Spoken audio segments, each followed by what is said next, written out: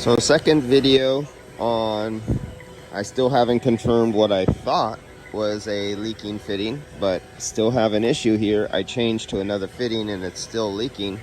A fitting that was on one of my other gauges that I know is good, or at least unless it went bad overnight.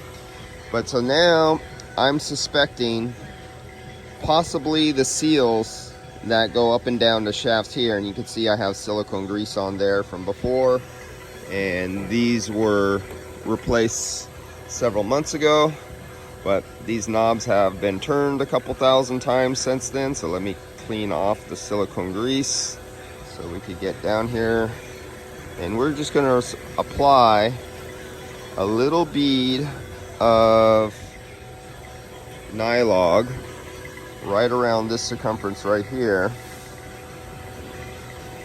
And it would be nice if I opened up the nylog, because nothing's really going to happen.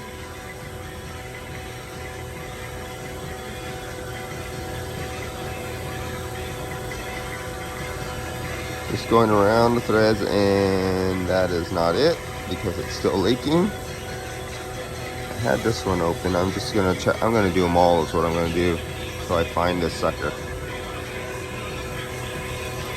That is not it.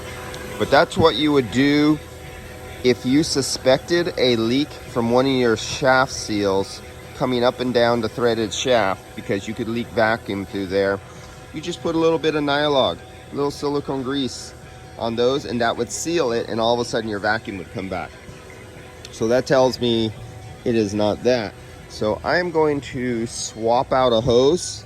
Possibly maybe my hose went. I already stuck some nylog at the end of the seal inside here in my hose end, just to fill it up with nylog and put it back on and see if it was bypassing air, and that didn't work either.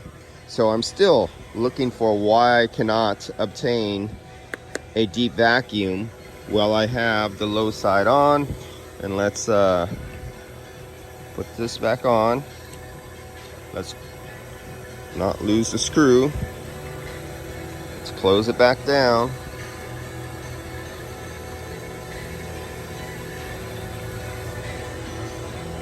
Let's open up that one.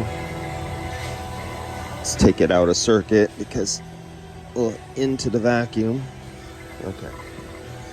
Okay, now we're still not doing it. Now something funny's going on.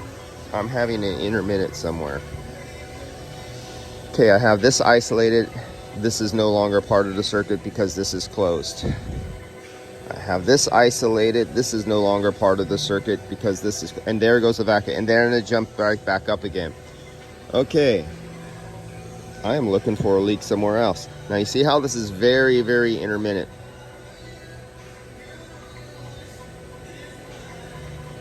This is what we want to see.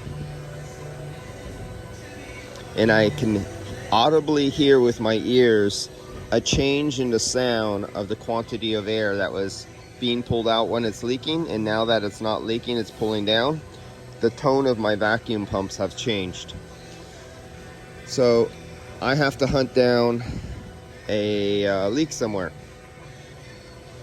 I guess I'll make a third video when I've found this leak and isolated, and show you if I could repeat the process and the problem. But I got to get on to work, grab another set of gauges, because I don't have time for this. And that's why you carry multiple sets of gauges. See ya.